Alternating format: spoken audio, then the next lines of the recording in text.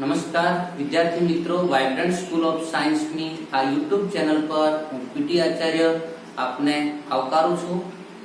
ચાલો આજે આપણે ધોરણ 12 ફિઝિક્સ ચેપ્ટર નંબર 3 વિદ્યુત પ્રવાહનો અભ્યાસ કરવાના છીએ। ચેપ્ટર 1 વિદ્યુત ભાર અને વિદ્યુત ક્ષેત્ર, ચેપ્ટર 1 विद्युत भार અને વિદ્યુત ક્ષેત્ર, ચેપ્ટર 2 વિદ્યુત સ્થિતિમાન અને કેપેસિટન્સ।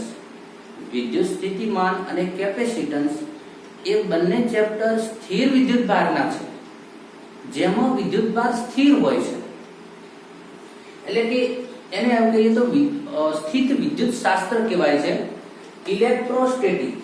તો ચેપ્ટર 1 અને ચેપ્ટર 2 માં સ્થિર વિદ્યુત ભારનો અભ્યાસ કરવામાં આવે છે, જે આજ સ્કૂલની બીજી યુટ્યુબ ચેનલ ઉપર ચાલી રહ્યા છે। આપણે સ્ટાર્ટ કરવાના છીએ ચેપ્ટર નંબર 3 વિદ્યુત પ્રવાહ। તો ચેપ્ટર 1 અને 2 ની વાત કરીએ તો આપણે કહ્યું કે એ સ્થિર વિદ્યુત ભારના છે। તો ચેપ્ટર નંબર 3 માં અહીંયા આપણો વિદ્યુત ભાર દોડવાનો છે, અહીંયા આપણો વિદ્યુત ભાર દોડવાનો છે, मतलब આપણે ગતિમાન વિદ્યુત ભારનો અભ્યાસ કરવાના છીએ, જેને આપણે ઇલેક્ટ્રોડાયનેમિક્સ કહીએ છીએ। તો ચેપ્ટર નંબર 3 વિદ્યુત પ્રવાહ, એને સમજીએ એની પહેલા એનું મહત્વ કેટલું છે જોઈએ। દરેક એક્ઝામમાં આ ચેપ્ટરનું ખૂબ મહત્વ છે। ફિઝિક્સને શીખવા માટે વિદ્યુત પ્રવાહને ખૂબ સારી રીતે સમજવો અતિ આવશ્યક છે। વ્યવહારિક દ્રષ્ટિએ કહીએ તો આ ચેપ્ટરનું ખૂબ મહત્વ છે। દરેક એવું કહેવાય છે કે દરેક ટેકનોલોજીના મૂળમાં વિદ્યુત પ્રવાહ છે, દરેક ટેકનોલોજીના મૂળમાં વિદ્યુત પ્રવાહ છે। એવું કહેવાય છે કે વિદ્યુત પ્રવાહ એ ટેકનોલોજીનો બાપ છે, તો ટેકનોલોજી એનું બાળક છે। ચાલો તો સ્ટાર્ટ કરીએ વિદ્યુત પ્રવાહ।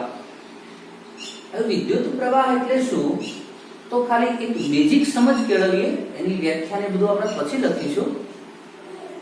તો કે ગતિમાન વિદ્યુત ભારને વિદ્યુત પ્રવાહ કહેવાય છે। કોઈ તળાવ હોય, એમાં પાણી પડ્યું હોય તો એ પાણીનો પ્રવાહ નથી કહેતા, પાણી વહેતું હોય તો આપણે એને એમ કહીએ કે અહીંયા પાણીનો પ્રવાહ છે। એવી જ રીતે વિદ્યુત ભાર એ એક જગ્યાએ સ્થિર છે તો આપણે એને વિદ્યુત પ્રવાહ નથી કહેતા, પણ એ જ વિદ્યુત ભાર વહવા લાગે, ગતિ કરવા લાગે તો એ શું બનશે, વિદ્યુત પ્રવાહ। તો ગતિ કરતા વિદ્યુત ભારને વિદ્યુત પ્રવાહ કહેવાય, એવી એક આપણે સામાન્ય રીતે સમજ કેળવી શકીએ। હવે વિદ્યુત પ્રવાહ ક્યાં હોય, કેવી રીતે મળે, એનો ઉપયોગ કઈ રીતે થાય એ સમજીએ। એની પહેલા આપણે સમજશું વાહક પદાર્થના પ્રકારો સમજીશું, વાહકતાની દ્રષ્ટિએ વાહક, અવાહક, અર્ધવાહક। તો પહેલા વાહક પદાર્થને થોડો સમજી લઈએ। વાહકતાની દ્રષ્ટિએ પદાર્થના 3 પ્રકાર છે। આમ તો પદાર્થોને અલગ અલગ રીતે વિભાજન કરવામાં આવતા હોય છે, રાસાયણિક ગુણધર્મોના આધારે, ચુંબકીય ગુણધર્મોના આધારે। એવી રીતે વાહકતાની દ્રષ્ટિએ કોઈ પણ પદાર્થના 3 પ્રકાર પાડવામાં આવે છે, એક વાહક,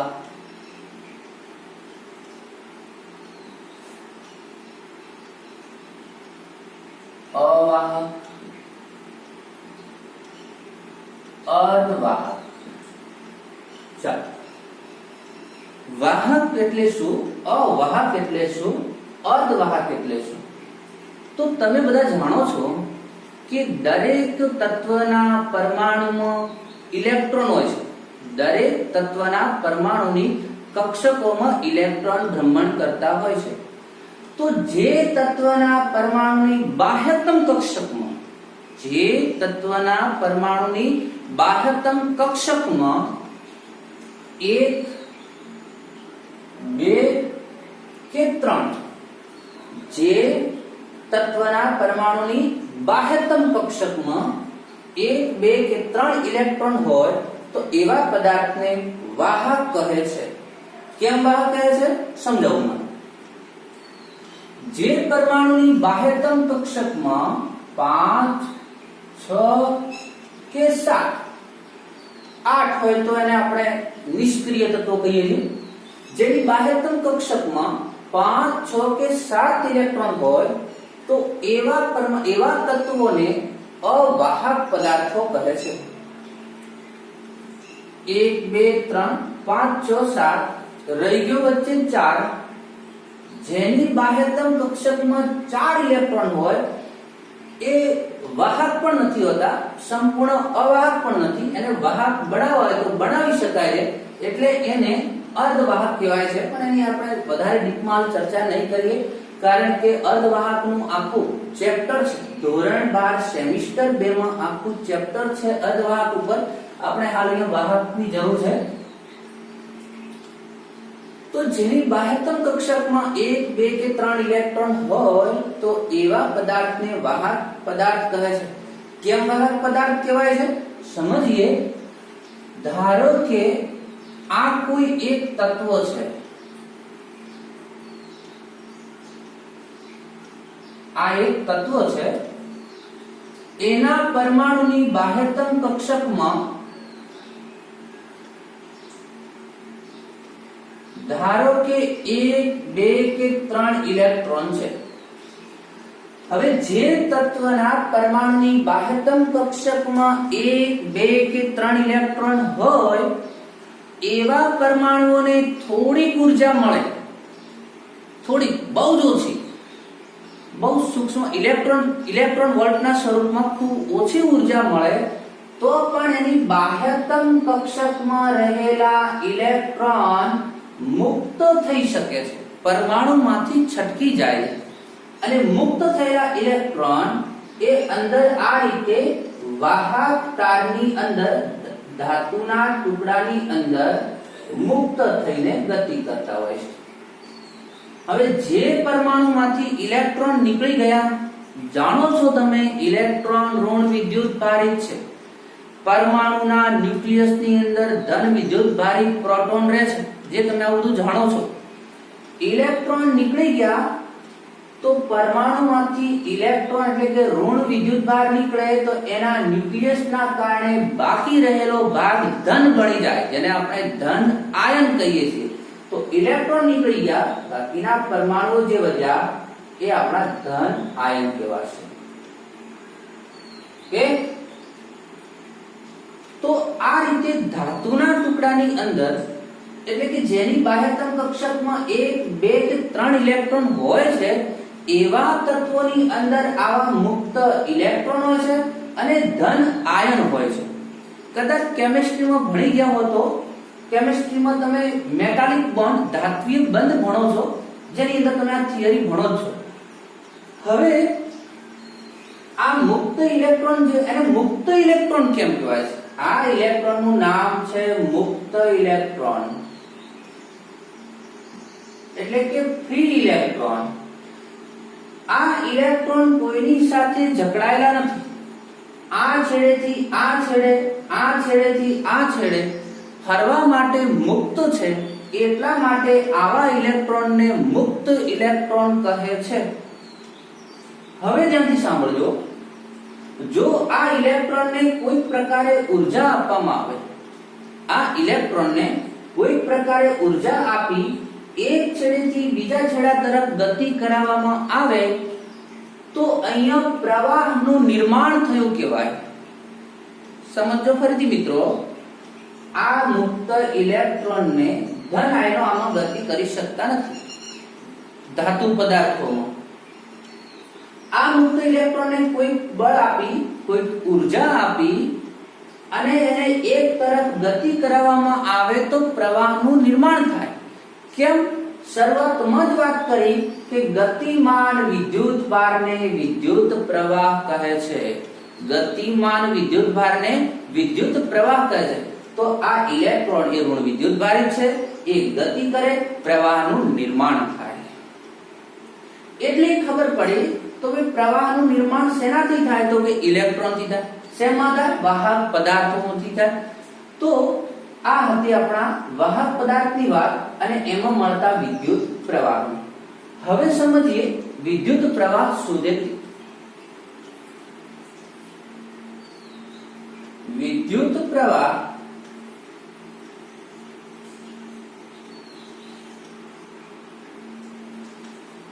કોઈ વાહકના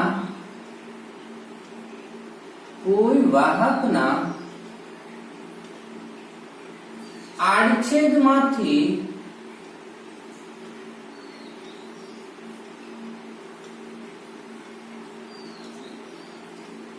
એકમ સમયમાં પસાર થતા વિદ્યુત ભારના જથ્થાને અથવા તો મૂલ્યને જથ્થાને વિદ્યુત પ્રવાહ કહે છે. સમજો વિદ્યુત પ્રવાહ એક સામાન્ય સમજ કેળવી કે ગતિમાન વિદ્યુત ભારને વિદ્યુત પ્રવાહ કહેવાય. હવે આપણે એની વ્યાખ્યામાં ગયા, એ ડેફિનેશનમાં જઈએ. કોઈ વાહકના આડછેદમાંથી એકમ સમયમાં પસાર થતા વિદ્યુત ભારના જથ્થાને વિદ્યુત પ્રવાહ કહે છે. એકમ સમયમાં પસાર થતા વિદ્યુત ભારના જથ્થાને. મિત્રો, જરૂર લાગે ત્યાં વિડિયોને પોઝ કરી, સ્ટોપ કરી અને નોટ પેન લઈને તમે નોંધ કરતા રહેજો. હજુ તો બહુ બેઝિક વસ્તુ આપણે ચલાવી રહ્યા છીએ, તો અહીંયા તમે જે તમને એવું લાગે કે નોંધવા જેવી વાત છે ત્યાં તમે નોંધ કરતા રહેજો. ચાલો, હવે આ જે વ્યાખ્યા લખી છે એને આપણે ગણિતની ભાષામાં કન્વર્ટ કરીએ, જે શબ્દોમાં લખી છે. તો કે વિદ્યુત પ્રવાહનું મૂલ્ય કઈ રીતે નક્કી થાય છે? તો શું કહે છે એની ડેફિનેશન? શું કહે છે આપણને? તો કે કોઈ વાહકના આડછેદમાંથી, કોઈ આવો વાહક છે એનો આડછેદ હોય, ધારો કે અહીંયા હું વાહક દોરું છું,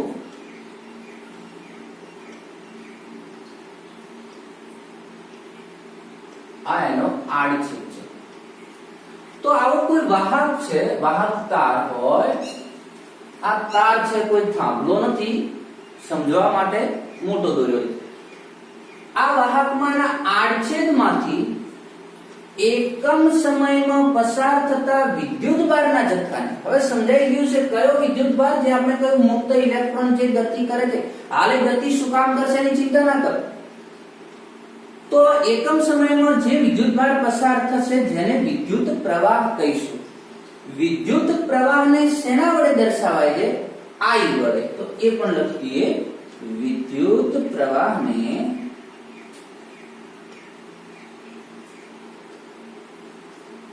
I વડે દર્શાવાય છે. એની સંજ્ઞા I છે. હવે જો વિદ્યુત પ્રવાહને I વડે દર્શાવીએ તો I જો એકમ સમયમાં, એટલે જે એકમ શબ્દ લાગે એ રાશિ છેદમાં આવે એવું તમે જાણો છો. તો એકમ સમયમાં પણ શું પસાર થતો વિદ્યુત ભારનો જથ્થો, તો વિદ્યુત ભારને આપણે Q વડે દર્શાવીએ છીએ અને સમયને T વડે દર્શાવીએ છીએ. ઘણી વખત ડેલ્ટા પણ લખી શકાય છે. પસાર થયેલો વિદ્યુત ભારનો જથ્થો ડેલ્ટા Q અપોન સમય ડેલ્ટા T. જોજો, એકમ સમયમાં પસાર થતો વિદ્યુત ભારનો જથ્થો એટલે કે વિદ્યુત ભારનો જથ્થો ભાગ્યા એના માટે લીધેલો સમય, I delta Q by delta T. તો આ થયું આપણા પ્રવાહનું સૂત્ર. આવી રીતે આપણે પ્રવાહનું મૂલ્ય નક્કી કરી શકશું કે ભાઈ પ્રવાહ કેટલો વહે છે. એકમની ચર્ચા કરીએ. વિદ્યુત ભારને Q વડે દર્શાવાય છે, સ્મોલ q વડે પણ દર્શાવાય અને કેપિટલ Q વડે પણ દર્શાવી શકાય છે. એના એકમની ચર્ચા કરીએ. વિદ્યુત ભારનો એકમ છે કુલમ, વિદ્યુત ભારનો એકમ કુલમ, સમયનો એકમ સેકન્ડ. કુલમ જે છે તે કેપિટલ C વડે દર્શાવાય છે એવું તમે જાણો છો.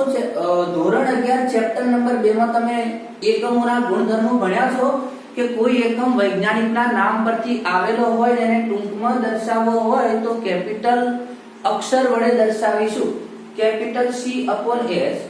તો વિદ્યુત પ્રવાહનો એકમ બન્યો કુલમ પ્રતિ સેકન્ડ. પણ વિદ્યુત પ્રવાહમાં એમ્પિયર નામના વૈજ્ઞાનિકનું બહુ મોટું યોગદાન હોવાથી એમ્પિયર નામના વૈજ્ઞાનિકની યાદમાં કુલમ પ્રતિ સેકન્ડને એમ્પિયર વડે દર્શાવવામાં આવે છે. તો એના એકમને એમ્પિયર પણ કહેવાય. જે એસઆઈ એકમ છે કુલમ પ્રતિ સેકન્ડ અને એમ્પિયર. તો વિદ્યુત પ્રવાહનો એકમ કુલમ પ્રતિ સેકન્ડ ને જ કહેવામાં આવે છે એમ્પિયર. ચાલો તો વિદ્યુત પ્રવાહની સંજ્ઞા, વિદ્યુત પ્રવાહનું સૂત્ર, વિદ્યુત પ્રવાહનો એકમ. મિત્રો સૂત્ર ખાસ યાદ રાખજો. ફિઝિક્સમાં ન્યુમેરિકલ બહુ મહત્વનું છે. ચર્ચા કરીશું આગળ લેક્ચરમાં કે ભાઈ ફિઝિક્સમાં તૈયારી કેવી રીતે કરવી, શેના ઉપર ભાર મૂકવો. તો ફિઝિક્સમાં સૂત્રો બહુ મહત્વના છે. તો આ એક સૂત્ર બહુ ધ્યાનપૂર્વક તમે આને નોંધ કરજો. વિદ્યુત પ્રવાહનું સૂત્ર ડેલ્ટા ક્યુ અપોન ડેલ્ટા ટી. હવે સૂત્રમાં તમે ડેલ્ટા નહીં લગાવો, ક્યુ બાય ટી કહેશો તો ચાલશે. વિદ્યુતભાર ભાગ્યા સમય મૂળ થવું જોઈએ. આગળ જોઈએ. આ રીતે જે વિદ્યુત પ્રવાહ મળ્યો, આ વિદ્યુત પ્રવાહ એ સરેરાશ વિદ્યુત પ્રવાહ છે.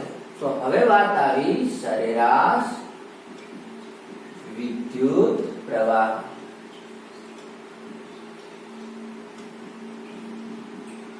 વિદ્યુતને શોર્ટમાં V વડે દર્શાવીશું. સરેરાશ વિદ્યુત પ્રવાહ. તો સર વિદ્યુત પ્રવાહ ચાલી ગયો તો સરેરાશ શું કામ આવી ગયું? સમજીએ માં કેમ સરેરાશ આવે છે. તો આ રીતે જે આપણને પ્રવાહ મળે છે સરેરાશ વિદ્યુત પ્રવાહ, સરેરાશને આ રીતે આપણે દર્શાવીશું. સરેરાશ વિદ્યુત પ્રવાહ delta Q by delta T. આ રીતે જે વિદ્યુત પ્રવાહ મળશે આપણને સરેરાશ મળશે. કેમ સમજીએ. ધારો કે વાહકમાંથી, આ બાજુ ધ્યાન આપજો, ધારો કે વાહકમાંથી 3 સેકન્ડમાં 6 કુલમ વિદ્યુતભાર પસાર થાય છે. ફરીથી વિદ્યાર્થી મિત્રો ધ્યાનપૂર્વક સાંભળજો. કોઈ વાહકના આડછેદમાંથી 3 સેકન્ડમાં 6 કુલમ વિદ્યુતભાર પસાર થાય છે. એનો પ્રવાહ કેટલો ગણવાનો? વિદ્યુતભારનો જથ્થો ભાગ્યા સમય પ્રમાણે. તો વિદ્યુતભાર કેટલો પસાર થયો? 6 ભાગ્યા સમય કેટલો? 3, 6/3 2 એમ્પિયર. તો કે જો 3 સેકન્ડમાં 6 કુલમ વિદ્યુતભાર પસાર થતો હશે તો અહીંયા વિદ્યુત પ્રવાહ 2 એમ્પિયર છે. હવે 2 એમ્પિયર વિદ્યુત પ્રવાહ છે તો ચલો એમ્પિયરની થોડી વાત કરી લઈએ. ભાઈ 1 એમ્પિયર વિદ્યુત પ્રવાહ એટલે શું? ફરીથી ધ્યાનથી સાંભળો, એમ્પિયરને સમજાવી લઈએ. 1 એમ્પિયર વિદ્યુત પ્રવાહ એટલે જો 1 સેકન્ડમાં 1 કુલમ વિદ્યુતભાર પસાર થતો હોય તો એને 1 એમ્પિયર કહેવાય. 1 સેકન્ડમાં 1 કુલમ વિદ્યુતભાર પસાર થાય 1/1 એમ્પિયર. 1 સેકન્ડમાં 2 કુલમ પસાર થાય તો 2 એમ્પિયર. 1 સેકન્ડમાં 3 કુલમ પસાર થાય તો 3 એમ્પિયર. પ્રવાહ કેટલો મળ્યો? 2 એમ્પિયર. આનો મતલબ આવો કરી શકાય કે દર સેકન્ડે 2 કુલમ વિદ્યુતભાર પસાર થયો હોવો જોઈએ. ફરીથી મિત્રો 1 એમ્પિયર એટલે 1 સેકન્ડમાં 1 કુલમ વિદ્યુતભાર પસાર થાય તો એને 1 એમ્પિયર પ્રવાહ કહીએ છીએ. 1 સેકન્ડમાં 2 કુલમ પસાર થાય તો 2 એમ્પિયર. અહીંયા મેં એવું કહ્યું કે 3 સેકન્ડમાં 6 કુલમ વિદ્યુતભાર પસાર થતો હોય તો એનો પ્રવાહ શોધીએ તો આપણને 6/3 એટલે કેટલા મળે છે? 2 એમ્પિયર. મતલબ એવો થયો કે દર સેકન્ડે 2 કુલમ વિદ્યુતભાર અહીંયા પસાર થયો છે. પણ હવે જો ધારો કે આ 3 સેકન્ડમાં 6 કુલમ વિદ્યુતભાર પસાર થયો છે એ આવી રીતે થયો હોય કે પહેલી સેકન્ડે 1 કુલમ, બીજી સેકન્ડે 2 કુલમ, ત્રીજી સેકન્ડે 3 કુલમ. એનો સરવાળો કરો તો 6.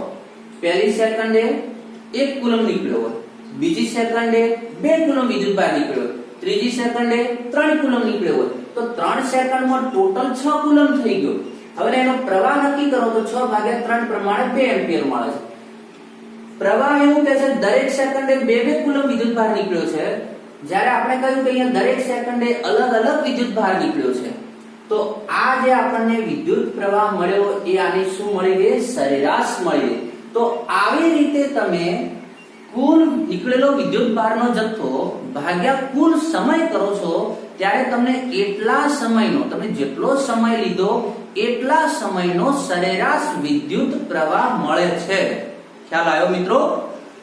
ચાલો, તો પછી આપણને એમ થાય કે બીજો કયો પ્રવાહ છે. હવે ધ્યાનથી સાંભળજો.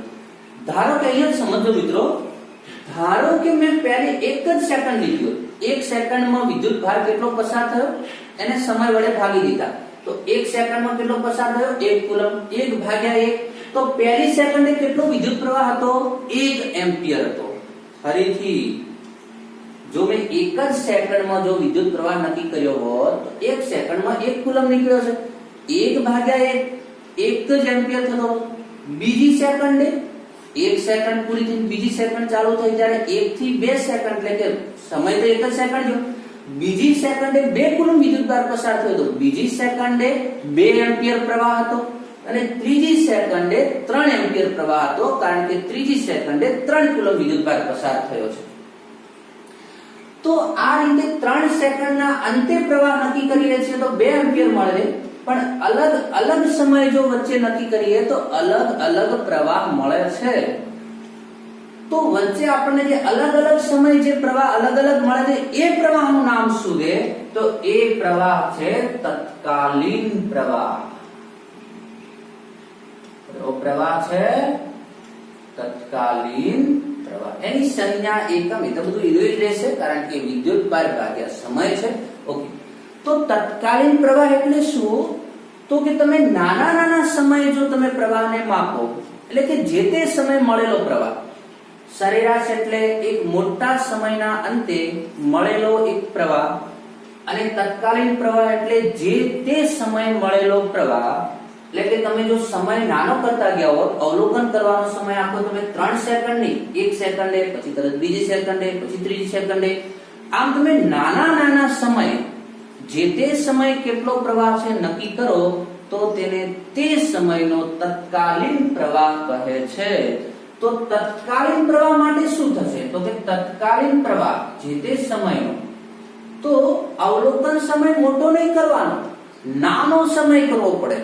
હવે આપણે લીધેલો સમય નાનો છે એવું દર્શાવવા માટે આપણે કરવું પડશે, લખવું પડે limit delta T tends to 0 delta Q by delta T.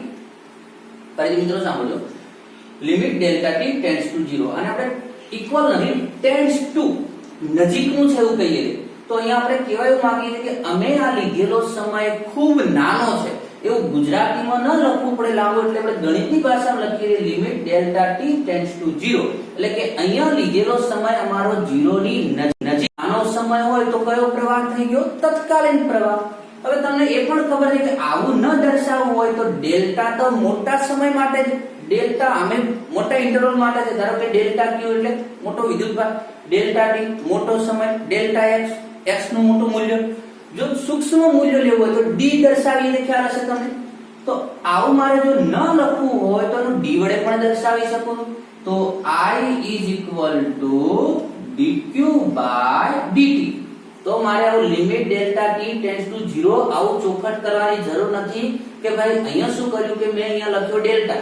Delta તો મોટા મૂલ્ય માટે હોય, એટલે મારે આગળ ચોખટ કરવી પડી કે અહીંયા ડેલ્ટા ટી ટેન્ડ્સ ટુ 0 ભાઈ ડેલ્ટા ટી બહુ નાનો છે. પછી મેં એને હટાવી દીધું, કારણ કે ડી કરી દઈએ તો ડી નો મતલબ જ થાય છે સૂક્ષ્મ. તો I is equal to dq by dt. મિત્રો એક લાઈટ થઈ જોઈએ અહીંયા તમને. I is equal to dq by dt. dq by dt तो कुछ जाना प्रेशर न लग रहा है. dq by dt એ બીજું કઈ નથી પણ વિદ્યુત ભારનું વિકલન છે. તો અહીંયા નક્કી થયું કે વિદ્યુત ભારનું વિકલન કરવામાં આવે તો તત્કાલીન પ્રવાહ મળે છે. કુલ વિદ્યુત ભારનો જથ્થો ભાગ્યા કુલ સમય સરેરાશ પ્રવાહ વિદ્યુત ભારનું વિકલન તત્કાલીન પ્રવાહ. તો આજે આપણે મિત્રો વિદ્યુત પ્રવાહ એટલે શું, વિદ્યુત પ્રવાહની ડેફિનેશન, એની સંજ્ઞા, એનો એકમ, વિદ્યુત પ્રવાહના બે પ્રકાર, સરેરાશ વિદ્યુત પ્રવાહ, તત્કાલીન વિદ્યુત પ્રવાહ, તો એની આપણે વાત કરી. તો બે વસ્તુ ધ્યાનમાં રાખજો. એક વિદ્યુત પ્રવાહ, સરેરાશ વિદ્યુત પ્રવાહનું સૂત્ર delta Q by delta T. બીજું તત્કાલીન વિદ્યુત પ્રવાહનું સૂત્ર dq/dt. આવતીકાલે આગળ જઈશું. આજે આટલા સુધી રાખીએ છીએ. અહીંયા આપણે આ ચેપ્ટર જે કંઈ આપણા લેક્ચર આવશે દરેકે ચેપ્ટરને આપણે એની થિયરી, એના એક્ઝામ્પલ્સ, એક્સરસાઇઝ વધારાનું કે જે બુક્સમાં નથી પણ જાણવું બહુ જરૂરી છે એ બધાનો આપણે શક્ય એટલો બહુ ડીપમાં અભ્યાસ કરીશું. તો આજે અહીંયા રાખીએ. ત્યાં સુધી બધાને Tata, bye bye, take care.